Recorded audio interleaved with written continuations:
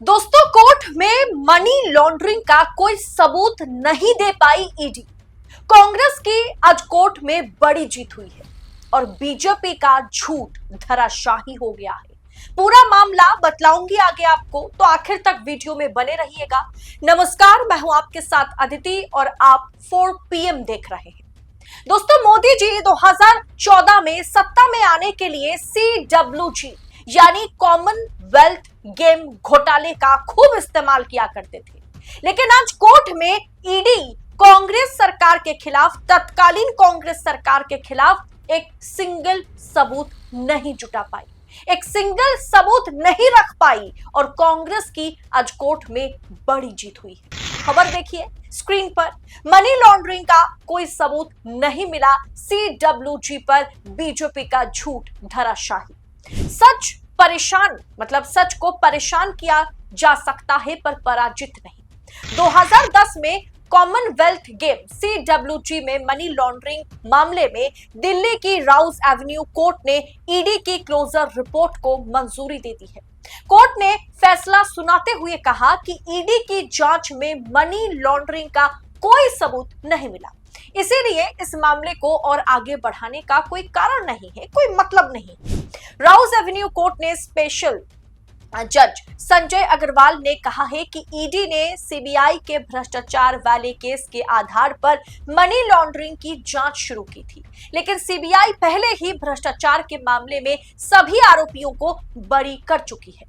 साथ ही ईडी की जांच में भी अपराध का कोई सबूत ही नहीं है। ईडी इतने समय से इन्वेस्टिगेशन करने के बाद भी कोई सबूत कोर्ट के आगे टेबल में रख नहीं पाई। कोर्ट ने सभी आरोपियों की जांच को समाप्त किया। कोर्ट ने पूर्व कॉमनवेल्थ गेम्स आयोजित समिति OC के प्रमुख सुरेश कलमाड़ी, महासचिव ललित वनोट और अन्य आरोपियों के खिलाफ दायर मनी लॉन्ड्रिंग की जांच को खत्म कर दिया है, मतलब रफा दफा कर दिया है, इसमें फुल स्टॉप लगा दिया है और इन सब को बाइज्जत बरी कर दिया है।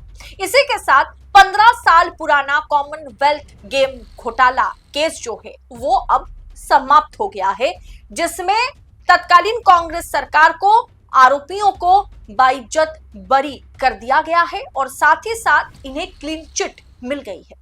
कॉमनवेल्थ गेम्स का आयोजन अक्टूबर 2010 में हुआ था। तमाम आरोपों और कैग रिपोर्ट के बाद सीबीआई ने 1 दर्जन से ज्यादा केस दर्ज किए। इसके बाद अप्रैल 2011 में सुरेश कलमाड़ी को कॉमनवेल्थ गेम OC के प्रेसिडेंट पद से बर्खास्त किया गया था। कुछ दिन बाद ही उनकी गिरफ्तारी हुई, फिर 9 महीने तक तिहाड़ जेल में वो रहे। हाई कोर्ट ने 19 जनवरी 2012 को उन्हें जमानत दी थी। सीबीआई ने तब कहा था कॉमनवेल्थ गेम से जुड़े ठेके गेम्स, जो कह सकते कि जो वर्कफोर्स सर्विस है और गेम प्लानिंग है, प्रोजेक्ट एंड रिस्क मैनेजमेंट है, इन तमाम जगहों पर घोटाले किए गए। इससे आयोजित समिति को 30 करोड़ का नुकसान हुआ। हालांकि भ्रष्टाचार का कोई सबूत सीबीआई को जनवरी 2014 तक नहीं मिली, जिसके बाद जनवरी 14 में उन्होंने क्लोजर रिपोर्ट दायर की, जिसमें कोई सबूत ना मिलने के चलते इन्हें बरी कर दिया गया था।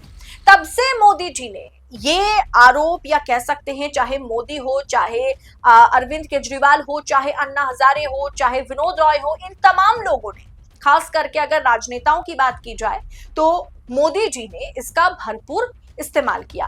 दिल्ली में सत्ता हासिल करने में इसके चलते केजरीवाल को मदद मिली और 2014 में केंद्र में भाजपा की सरकार बनाने में इस स्कैम का इस्तेमाल भारतीय जनता पार्टी ने भी किया था। लेकिन आज क्या हुआ, और सीबीआई के पीछे पीछे ईडी को भी लगाया गया कि सीबीआई ने क्लोजर रिपोर्ट में कुछ नहीं पाया तो ईडी तो जरूर कुछ ना कुछ पाएगी।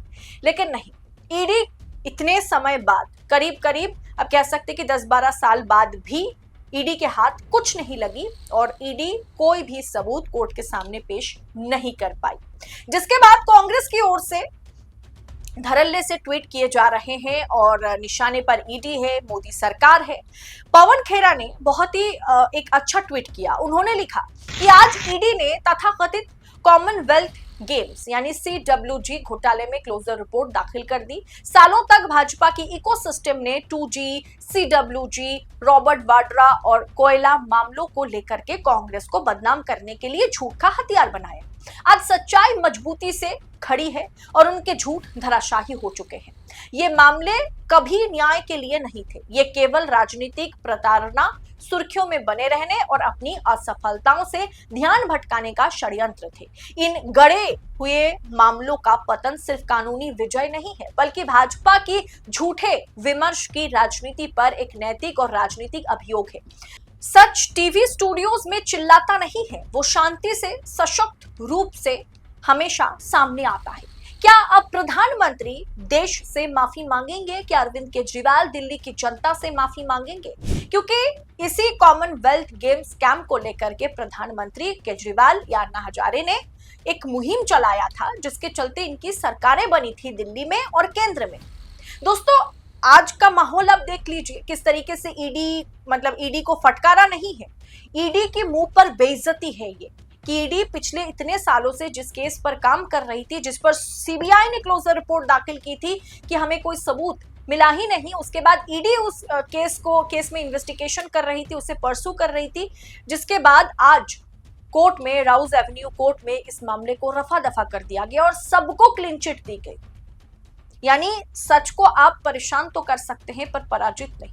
आज देखिए 4 PM पर भी बड़ा आरोप लगाते हुए यह कहा गया कि हम देश विरोधी कंटेंट दिखा रहे हैं जो नेशनल सिक्योरिटी के लिए सही नहीं है। ये कहते हुए इंडिया में 4 PM को बैन कर दिया गया। लेकिन सरकार से सवाल पूछना या सरकार का विरोध करना कभी देश का विरोध नहीं होता। एक सच्चा देशभक्त, एक सच्चा पत्रकार वही है जो अपने देश हित के लिए किसी से भी लड़ने की क्षमता रखे, भले ही वो अपनी सरकार ही क्यों ना हो। और ये लड़ाई हम लड़ते रहेंगे, बस हमें आपकी सहयोगिता की, आपके साथ की जरूरत है। आप भरपूर 4 PM के साथ बने रहे, चैनल को सब्सक्राइब कीजिए, 4 PM यूपी को सब्सक्राइब कीजिए, लोगों तक पहुंचाइए, इस चैनल को आगे फॉरवर्ड कीजिए, लोगों को सब्सक्राइब करने के लिए कहिए, ताकि आजाद पत्रकारिता को हम इसी तरीके से बेबाक और बेखौफ तरीके से आप तक सच्ची खबरें पहुंचा सके 4 PM यूपी के जरिए। फिलहाल दीजिए इजाजत। इस पूरे विषय पर आपकी टीका टिप्पणी कमेंट बॉक्स में हमारे साथ साझा जरूर करें। बहुत बहुत शुक्रिया आप सभी का। जय हिंद, जय भारत।